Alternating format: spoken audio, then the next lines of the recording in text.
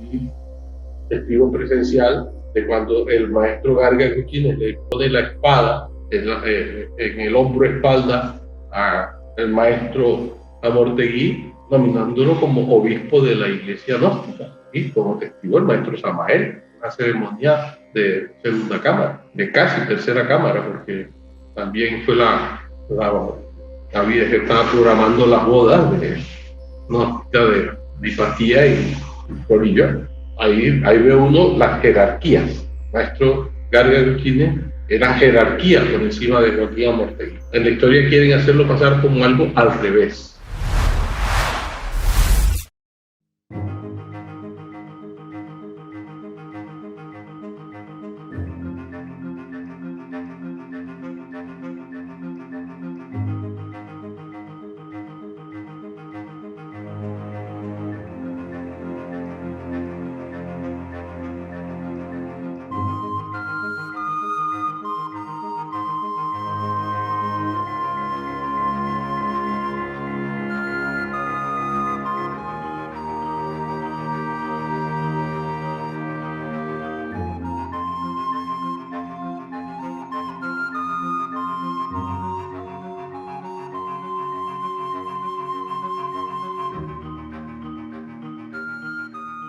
Bueno, yo les envío un documento que encontré donde hecho en mimeógrafo, cuando eso no existían fotocopias todavía, de la citación al congreso creo que fue el de Barranquilla, el primer congreso que se hizo citado por el maestro ya, es decir, el internacional.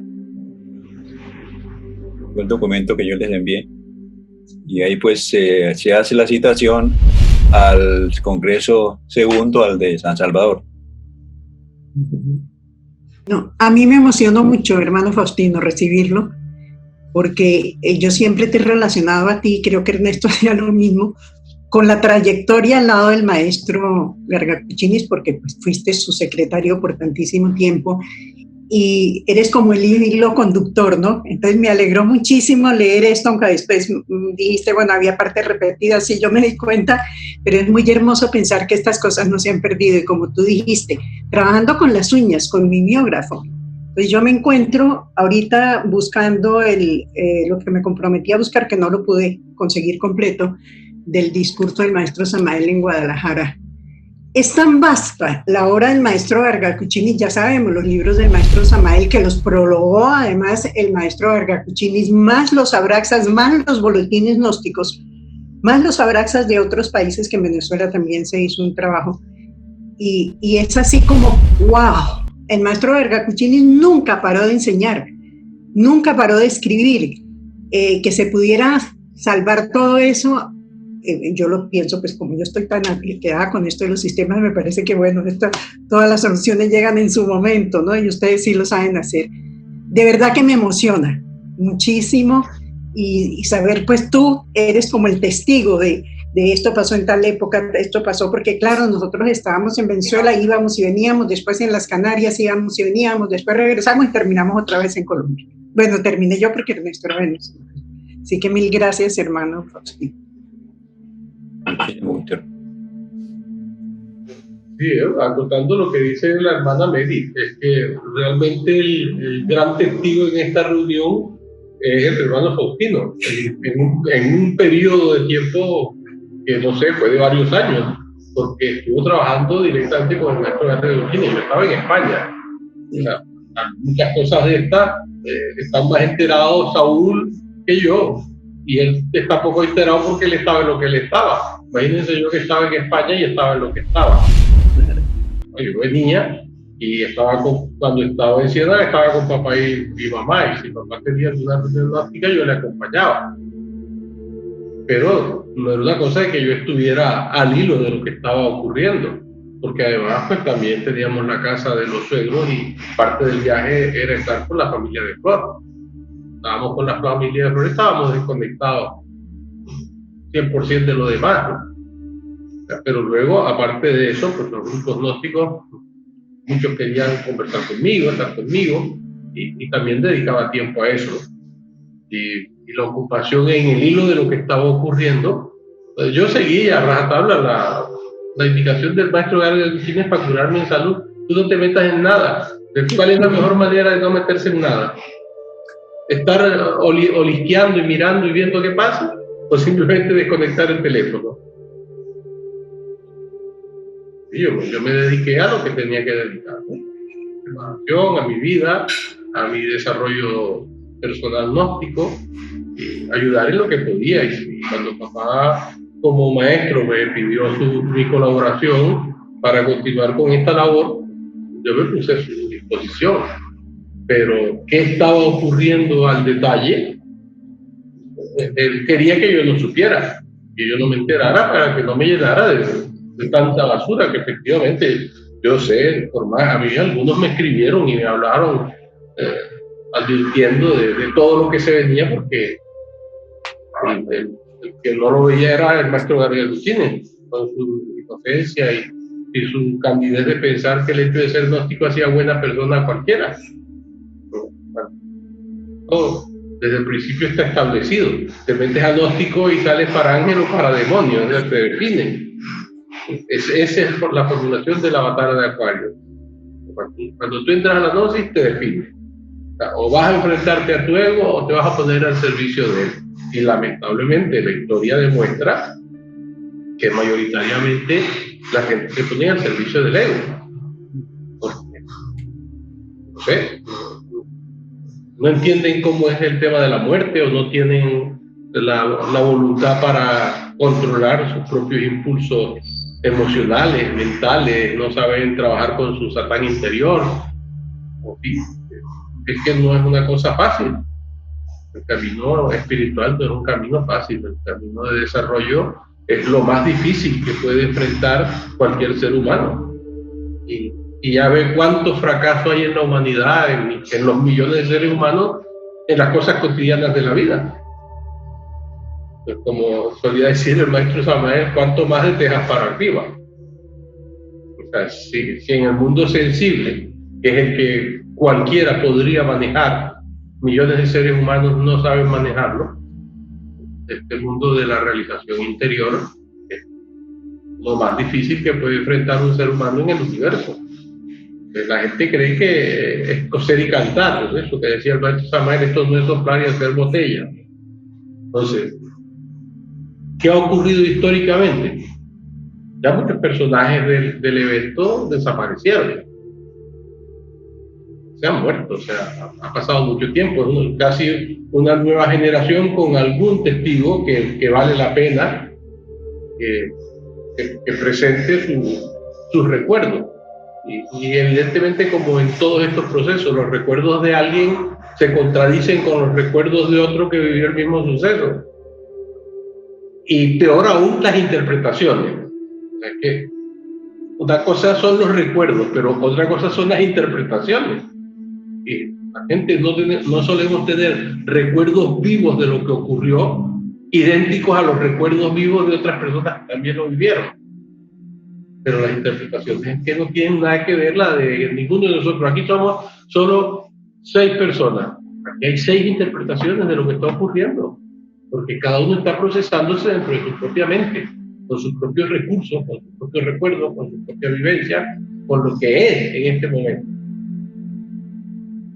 De modo que construir historias se sabe que es así. Por eso la gente discute si la historia es ciencia o no es ciencia. Parámetros de medición, pero desde luego ni química ni matemática es lo que se podría tomar como ejemplo de lo que ocurre de manera estricta con pesas y medidas. La historia no la puedes medir así. ¿Por qué? Porque estamos implicados los seres humanos, y los seres humanos no podemos ser medidos con ciencia en nuestros comportamientos, porque si no, no existiría ni arte, ni filosofía, ni religión. Y esos son métodos de conocimiento del ser humano. Así que el trabajar todos estos recuerdos, hay que tener en cuenta esos hechos. Y lo vemos en la historia de todas las tradiciones espirituales. O sea, ¿cuántos cristianismos ha habido que han desaparecido y cuántos hay hoy día que desaparecerán? Pero si vamos al budismo, si vamos al judaísmo, si vamos al islam, si vamos al hinduismo, a cualquier tradición espiritual del mundo que vayamos, hay que escribirlas en plural. El catolicismo mismo, que se llama catolicismo, hay catolicismos en plural, porque no es lo mismo cómo lo practican en un país a cómo lo practican en otro, ni siquiera en un mismo país. En un mismo país sienten que los otros están alterando la tradición espiritual, que no están cumpliendo con los dogmas de fe, porque lo están viviendo con su cultura personal. En unos bailan, mientras en otros lloran, en otros ríen y en otros se quedan callados. Y eso, nuestra gente quisiera que a nosotros no nos ocurra, porque entonces la gnosis no es verdadera. Disculpen que acote, ayer hablaba con el hermano José Luis Santisteban y salió a colación el tema de la verdad. Y yo le decía, el tema de la verdad es un tema que voy a tocar en el curso, a que se reflexione, porque sacan, Jesús dijo, conocer la verdad y la verdad nos hará libres. Muy bien, ¿qué es la verdad? Tenemos que empezar por saber qué es. ¿Podremos saber qué es? El maestro Samael dice, la verdad es lo desconocido de instante en instante. Pero como yo soy un bobo que trata de filosofar, la filosofía se pregunta. Pues muy bien, la verdad es lo desconocido de instante en instante. Entonces, ¿qué ocurre cuando yo ya conozco algo? ¿Es esa la verdad y ya la definición no me sirve y la tengo que cambiar, o la definición sigue siendo la misma? Si la definición sigue siendo lo mismo, lo que yo ya conozco no es la verdad. La verdad sigue siendo desconocida. De modo que el camino no es encontrar la verdad, es buscarla. Y una vez que encuentras algo, sigues buscando. Y ese es el camino de la filosofía. Y es una de las reflexiones que en el curso voy a hacerle a la gente. La filosofía no da respuestas, hace preguntas. Eso es muy distinto. Para el filósofo experto, sabe que lo importante de la filosofía no es la respuesta que alguien dio, sino la pregunta que se ha hecho. ¿Qué es el ser? Hay montones de respuestas filosóficas, hay respuestas religiosas, hay respuestas científicas, y no coinciden unas con otras. ¿De qué es el ser humano? Si no somos capaces de definirnos, ahora definir el ser metafísico, qué fácil, ¿no? Pero es más fácil definir el ser metafísico que el ser real. ¿Por qué? Porque como nadie puede comprobar si ese ser metafísico es verdad o es mentira, cada quien da su ser metafísico. Mientras que este sí lo tenemos aquí, el ser humano, el real, el verdadero, el que se mueve dentro del cuerpo físico y se manifiesta en su mundo interior y en su mundo exterior. Entonces, toda esta grandiosidad inmensa de la gnosis, ¿cómo va a ser más fácil que cualquier otro camino? Si es la suma de todos ellos. ¿Cómo contamos esa historia? Con sus problemas y sus conflictos y sus recuerdos contradictorios, y no pasa ningún problema. El otro día, y disculpen que haga anécdotas de lo que está ocurriendo más de lo que ocurrió, conversaba con las señoras que trabajan aquí, entonces surgió el tema de Bolívar y Santander, y no sé por qué surgió ese tipo de conversación, y entonces claro, lo de Santander colombiano, Bolívar venezolano, y les decía yo, sí, después de ser españoles, porque ellos previamente fueron españoles, ellos cambiaron nacionalidad, pero todos nacieron españoles. Una vez que declararon la independencia, cambiaron nacionalidad. Una que estaba ahí le dijo a la otra, si tú eres colombiana y eres venezolana, tú tienes las dos nacionalidades. Dice, sí, yo soy colombiano y soy español. La nacionalidad puede cambiar históricamente. Aunque todos esos señores que hicieron la revolución pertenecían a la misma nacionalidad. Ahora es que lo quieren diferenciar como que ellos no eran de la misma nacionalidad, ni se lo dicen a la gente. Ellos no eran españoles. La historia la cuentan con mentiras para crear unidades nacionales enfrentadas con otras unidades nacionales. Y mientras nosotros en el interior sigamos con esos procesos psicológicos, porque los tenemos, vamos a seguir en los mismos conflictos. Y yo me he preocupado en mi vida en trabajar por librarme de esos procesos psicológicos. O sea, la liberación del ego. Pero claro, esa ocupación personal me ha dado poco tiempo para la preocupación por los eventos históricos como tales. Los he vivido, han ido sucediendo, pero yo no los he ido registrando como historiador. Claro, muchos en mi cabeza no están como para contar acontecimientos y hechos, porque no estaba en mi parte de desarrollo personal. Por eso pedía, y he pedido mucho, que los hermanos que sepan, hermanos, hermanas, pues vayan sumando, porque con eso reunimos un grano de uno, un grano de otro, un grano del otro. Así, con miles de productores de café, Colombia vende toneladas. No tiene un productor de toneladas de café, tiene miles de pequeños productores. Y se da una gran producción. Esto puede aplicarse el mismo principio, ¿no? Pero vuelvo al comienzo del discurso. El mayor hilo unificador que tenemos en un periodo de ese proceso es el hermano Faustino.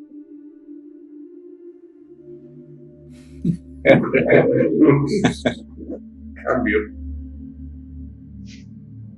Una gran responsabilidad volver a recordarme. En relación con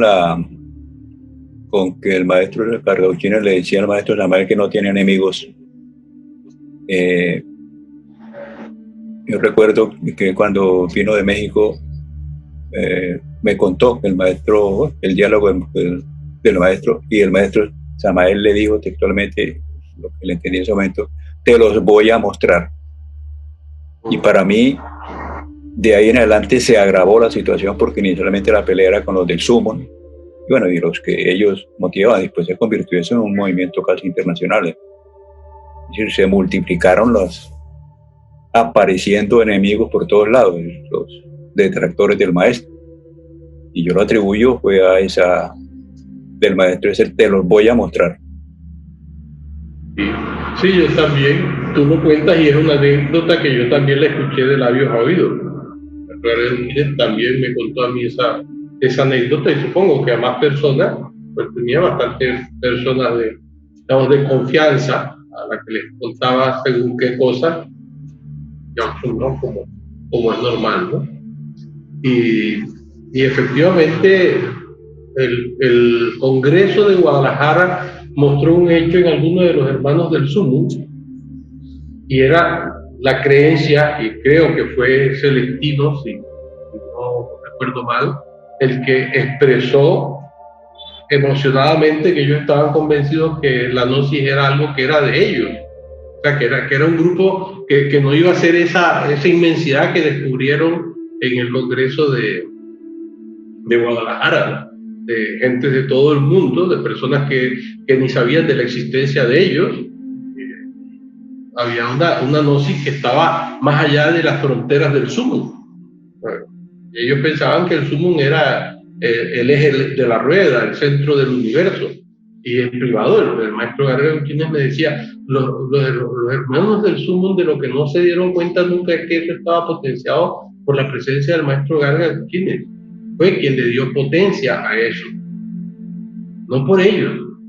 Y yo lo hice porque fue el lugar donde la batalla de Acuario logró su encarnación.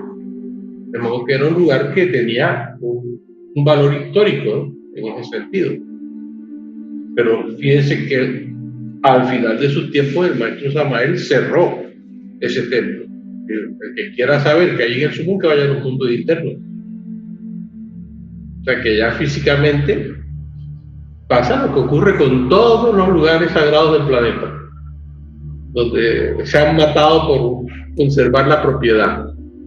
Pero ¿qué hay allí de la tradición espiritual, del fundamento espiritual que le dio aquello? Lo mismo que puede haber en cualquier otro punto del planeta. No tiene más allá que el valor de los afectos y los apegos históricos a eventos que ocurrieron ahí y no en otro sitio. Como el que quiere la tierra donde nació. No importa si es un desierto, si es una isla perdida en medio del océano, si es la ciudad más grande o es un infierno. Lo recuerda con cariño porque es el sitio donde nació.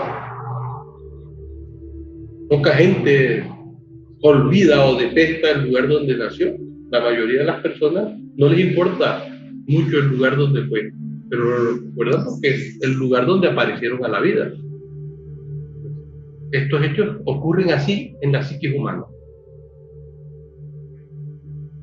Pero ustedes recuerden que así como yo he dicho, no hay ningún libro sagrado que sea más sagrado que un ser humano, lo mismo digo de los lugares. No hay ningún lugar que sea más sagrado que la vida misma de los seres humanos. Eso es como decir que vale más el templo donde hay un Dios que el Dios que está en el templo.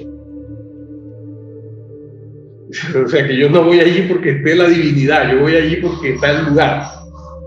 Oh. Si la divinidad se muda, el lugar se muda con la divinidad. O sea, si el ser humano se muda, el lugar se muda con el ser humano. Y aquello queda en un registro, puntos más importantes que otros, históricamente. Pero alrededor de eso es que les montan los esquemas mentales a la gente para mantenerlas prisioneras en ayeres, viviendo en el pasado y no trabajando en el aquí y ahora.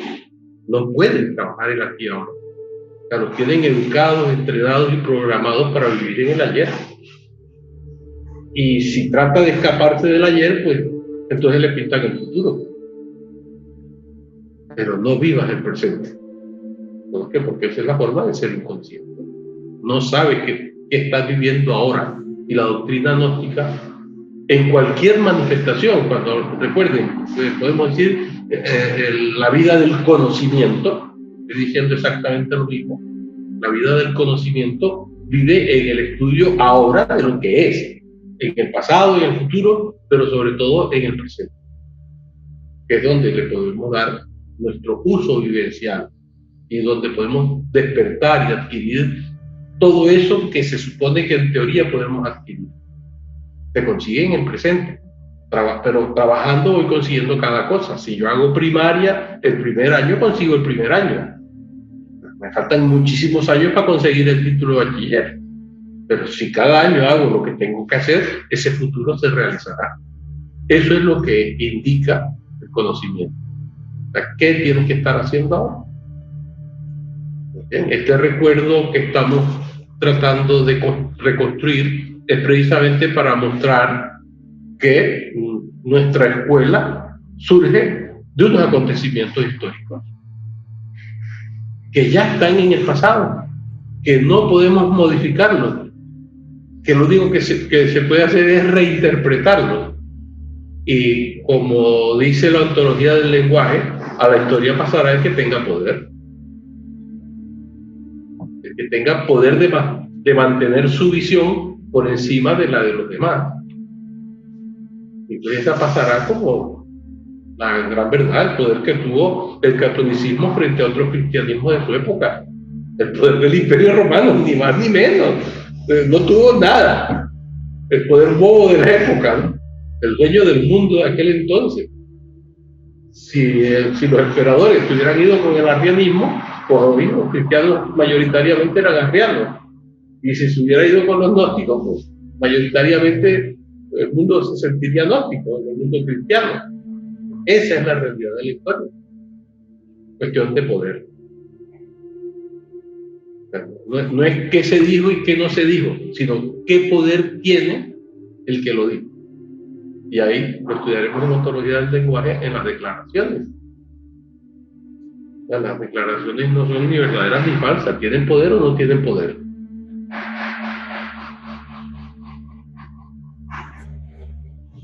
En eso del pasado y de que las iglesias realmente acostumbran a la gente a vivir en el pasado o a vivir en el futuro y no en el presente, ¿no?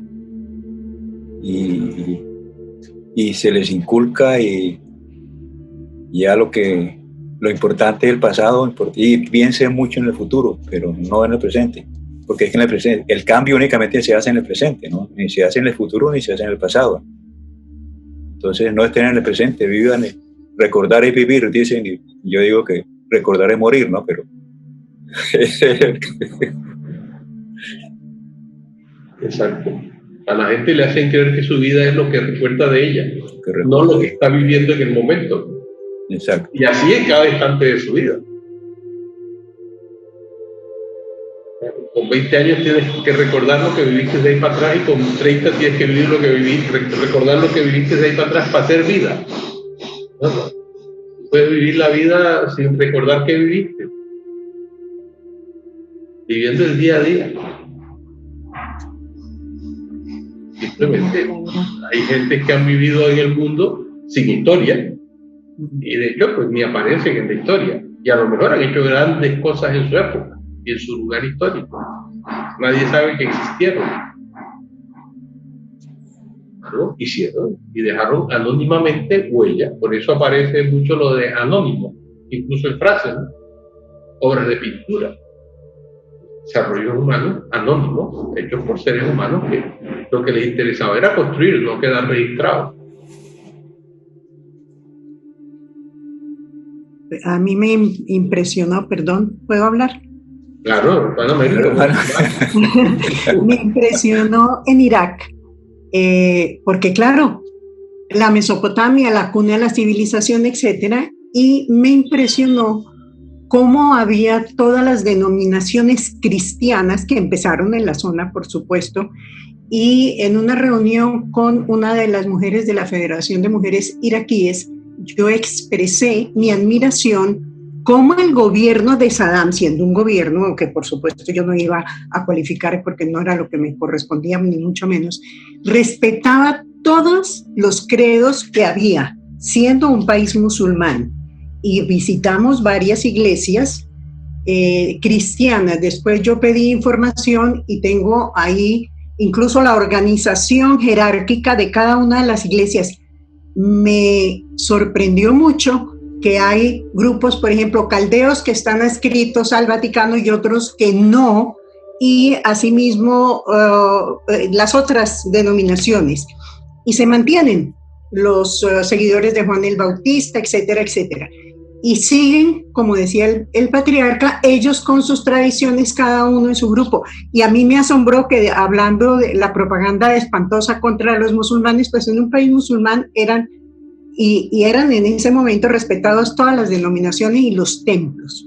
Eso me llamó la atención, históricamente hablando, y tengo ese récord de esa organización de las iglesias de allá. Cambio. Pero esos hechos que relata la hermana Mary ocurren continuamente.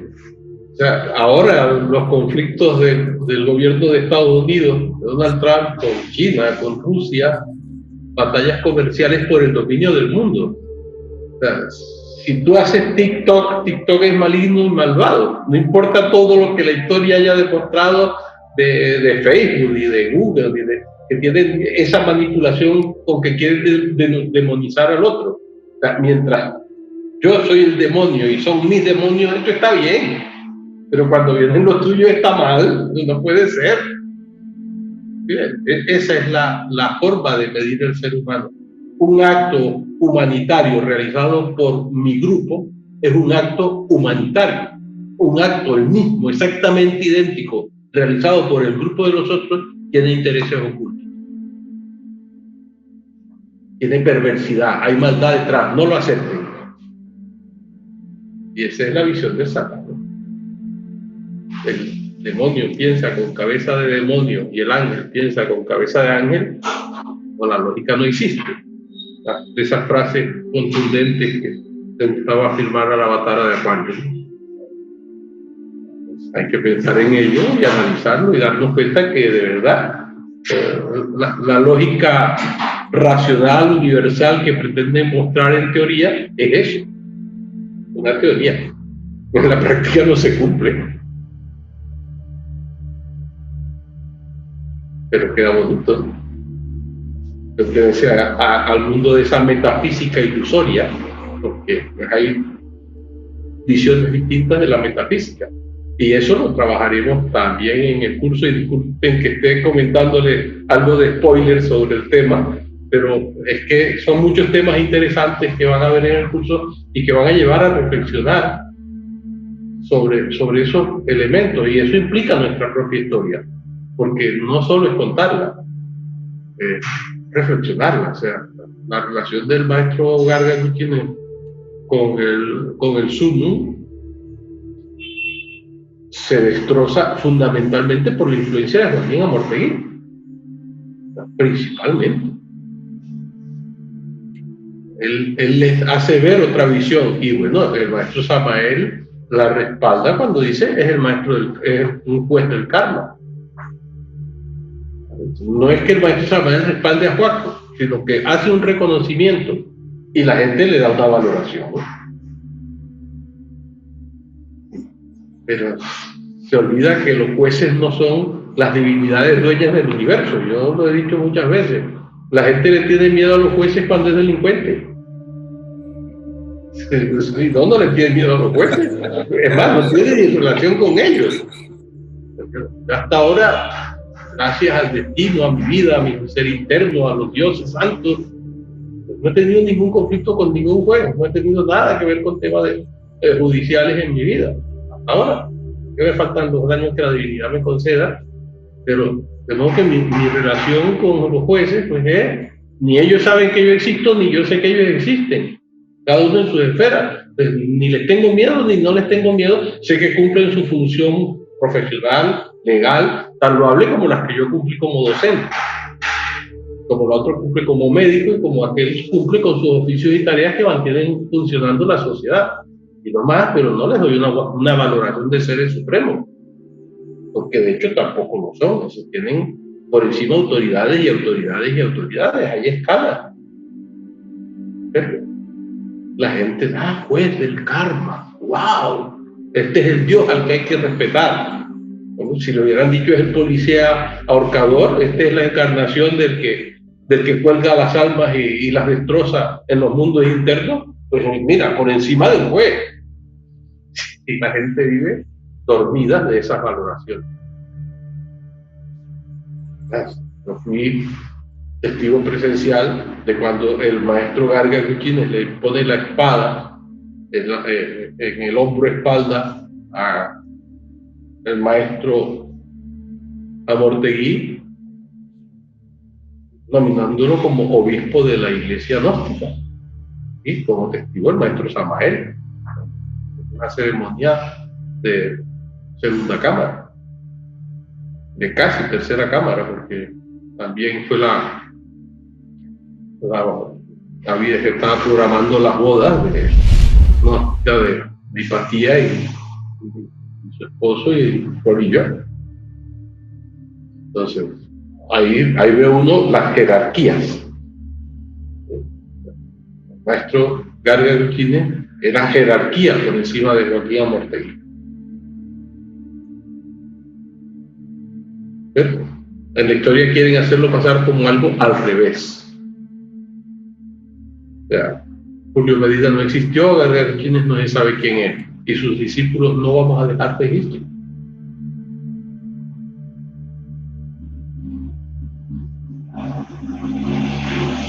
De modo que la historia cambiaría completamente de cómo ocurrió si nosotros no dejamos testimonio de cómo sí ocurrió, quién eran las jerarquías. El maestro Samael, el Juan y el maestro Garga Gutiérrez, como creadores de eso. Y así como digo que lo importante son las personas más que los lugares o los hechos, por eso he dicho que el maestro Samael Aumbeor como tal y su obra no habría existido sin el maestro Garga Gutiérrez. Y pues lo repito y no me cansaré de decir, podrán contar las películas que quieran y podrán decir, podía haberlo hecho otro. Bueno, entonces, ¿qué tanto rollo con Jesús de Nazaret y el Buda? Y podía haberlo hecho cualquier otro. Y Mahoma, o sea, ¿qué tontería es esa? ¿No? Porque que sí tiene valor. Si ellos no hubieran pasado por la vida y hubieran hecho lo que hicieron, el mundo no habría cambiado como cambió, cada uno en su época y en sus lugares. Porque ese tandem Samael Aumbeor Garga Gutiérrez hicieron historia. Pero como siempre, pues ahora quiere pensarse que la historia la hizo el maestro Samael porque fue el escritor. Como en un equipo de fútbol, pues el equipo no ha hecho nada, es el que metió el gol. quítele el equipo y que haga goles, ¿no? Bien, o sea que esa es la realidad. Ha sido un trabajo acordado por la Fraternidad Universal en reuniones de vida previas, que además a ustedes les he relatado que yo fui testigo presencial de reuniones de ese tipo, incluso citas de una vida pasada a esta vida con el maestro Samael y el maestro Gabriel Quínez, y nuestra esposa, dando la maestra Litelarte que no estaba. Bien. O sea que eso podrán decir, no, claro, se lo está inventando. Claro. ¿Y qué prueba puedo tener? Yo tengo la foto de la reunión. Y si aún así fuera, pues ya mirarían que la foto estaba manipulada, ¿no? Pero es la realidad de estos hechos. Que lo importante es qué estás haciendo tú en tu camino respecto de una doctrina que te dice que tú puedes pasar de ser ese ser maleable, manipulable, dormido y consciente, a realizar un trabajo que te hace un ser humano despierto y que sigue trabajando para convertirte en un ser que entra en las esferas de lo divino. Se codea con los seres que están en otro nivel del ser. Es como decir, el niño que termina primaria no puede estar reunido en un congreso de doctores en psiquiatría y con los mejores músicos del planeta, ni con los premios Nobel. O sea, eso es otra esfera de conocimiento y de aporte. Tal como es arriba, es abajo. Entonces, estos pequeños recuerdos de acontecimientos como los que pide el hermano Richard respecto a los congresos. Por ejemplo, ya hemos dicho que el maestro Samael presencialmente en nuestra historia solo estuvo en el de Guadalajara. Y el maestro Gabriel Quínez estuvo presente, creo que fue hasta el de Cartagena. Ya el siguiente estaba el patriarca Jorge. Entonces ahí, digamos que hay puntos de inflexión históricos en nuestro relato histórico. Y cada uno que marcó, ¿no? Mientras estuvo la presencia del maestro Samael en vida, su presencia era total. Estando él, todo giraba en torno a su persona. Pero cuando estaba el maestro Gabriel Quínez y no estaba el maestro Samael, todo giraba en torno a su persona. Pues, en cierto sentido, en el seno de nuestra organización, lo mismo ha ocurrido a partir de la ausencia del maestro Gabriel Quínez. O sea, muchas cosas han girado en torno a mi persona. ¿Qué diferencia puede haber históricamente en que la dedicación del maestro Samael y el maestro Gabriel Quínez fueron prácticamente exclusivas? El maestro Gabriel Quínez atendió a su familia y su trabajo profesional, todo con miras a tener el tiempo para trabajar en favor de la continuidad de la gnosis. Yo lo he hecho de forma más o menos parecida, pero la intensidad de mi ocupación profesional fue mayor, porque nunca trabajé como un autónomo, sino siempre como un contratado. De modo que mi tiempo se redujo, pero mi presencia, los que me conocen saben que no ha habido año que no me haya movido por el mundo gnóstico. Que al año dedicaba presencialmente al menos 2 meses, pero que el resto del año estaba atendiendo correspondencias que se perdió la mayoría de ellas con mucha gente, desde México hasta la Argentina, en el esos cambios de modelo van dependiendo de las personas que están al frente y luego los colaboradores. Yo he contado con la gran fortuna de vida de contar con colaboradores como los hermanos y hermanas que estaban aquí presentes, que también estuvieron con el maestro Gargacuchines. Y algunos incluso conocieron como la hermana Meli personalmente al maestro Samael Ombudor. Esto muestra nuestra conexión histórica con esa realidad. Y que han surgido muchas corrientes gnósticas, natural. La gente lo ve como un escándalo, como algo terrible, como miren lo que está ocurriendo. Como si no fuese eso lo que ocurre. Un padre y una madre tienen 15 hijos y cada uno va y hace sus familias aparte. Y algunos de esos hijos ni los vuelven a ver en la vida. ¿Por qué? Es ley de vida. Pensemos que fuese verdad eso de Adán y Eva como progenitores de los seres humanos y que ahora 7.000, 8.000 millones tuviésemos que vivir en la misma casa. Ni las hormigas.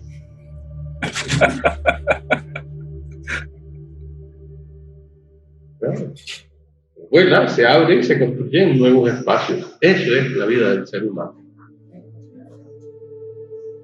Y desde la realidad cósmica lo que nosotros hacemos tiene la misma importancia que le damos nosotros a la presencia de las hormigas. Incluso en muchos momentos nuestra civilización es una que parece más bien un coronavirus para la vida del planeta. O sea que la importancia que se le daría universalmente hay que acabarlo, ¿no? Está perjudicando la vida. Pero la naturaleza no funciona con nuestros parámetros, afortunadamente. La sabiduría divina, esa sabiduría que mantiene viva la vida en el universo, ¿no? Que la expande, la propaga y la difunde para que crezca, se multiplique, como lo muestra la bendita diosa madre naturaleza en nuestro planeta. Pero bueno, me gustaría, yo hablo mucho y no digo nada de historia. El hermano Saúl, la hermana Meli, ¿qué pueden contar respecto a estos temas de la historia, que es lo que realmente nos reúne? Que lo que es maravilloso es escucharlo, venerable patriarca, porque usted nos da sentido a todo y nos va mostrando. Es hermoso, para mí ha sido muy lindo haber podido vivenciar desde el momento que nosotros entramos a la Gnosis, que es el año 1975, ya estaba alborotado la cuestión del joaquinismo y empezamos a presenciar cosas. Yo voy encontrando más documentos y especialmente de cosas relacionadas con la Gnosis en Venezuela, que fue mérito del venerable maestro Gargacuchines con misioneros colombianos, que yo siempre he dicho que el mérito de los misioneros colombianos, ellos llevaron la Gnosis al mundo, unos más preparados que otros, y en Venezuela se formó gracias a misioneros colombianos. Entonces es hermoso poder como esto que se está haciendo ahorita de la continuidad, y a mí lo que me abruma es al verlo, lo que se está haciendo, que me parece maravilloso, que afortunadamente están ustedes y tienen el conocimiento y la capacidad, pero la cantidad de información es impresionante.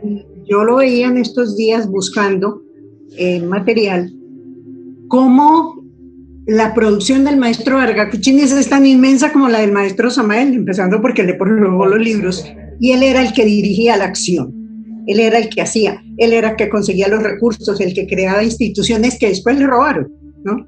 Y que después tumbaron. Y cuando ustedes hacen la acotación de que el maestro Samael le dijo, te voy a mostrar tus enemigos, en Venezuela pasó tal cual, y aparentaban que eran amigos de él, pero eran apenas apariencias. Y hay dos cartas que yo tengo donde el maestro señala y les dio oportunidades de preguntar. Entonces, bueno, yo quiero ir juntando estas cosas para en el momento que el hermano Richard o ustedes me digan que se debe enviar, porque además la tengo que organizar. Yo también me he mudado mucho. Y como dice la Organización Mundial de la Salud, las mudanzas equivalen a los estresores de un incendio. Es espantoso. Entonces hay cosas que se pierden, cosas que uno nunca vuelve a encontrar. Yo me comprometí a conseguir la carta, el discurso del maestro Samael a las damas gnósticas en Guadalajara, y solo encontré una parte, porque la tuve que escanear para un grupo que se llamaba La Flor, referido a la mujer gnóstica, que estuvimos trabajando en eso. Entonces yo pasé, escaneé ese discurso, pero no lo encontré completo, entonces yo debería presentarlo hoy, pero solo tengo una parte, donde el maestro hace la exaltación, habla de que la mujer gnóstica debe levantar la antorcha de la luz para guiar al varón, porque los varones están degenerados en esta época. Entonces, bueno, yo estoy ahí viendo a ver cómo organizo esto para poderlo facilitar y poderlo pasar.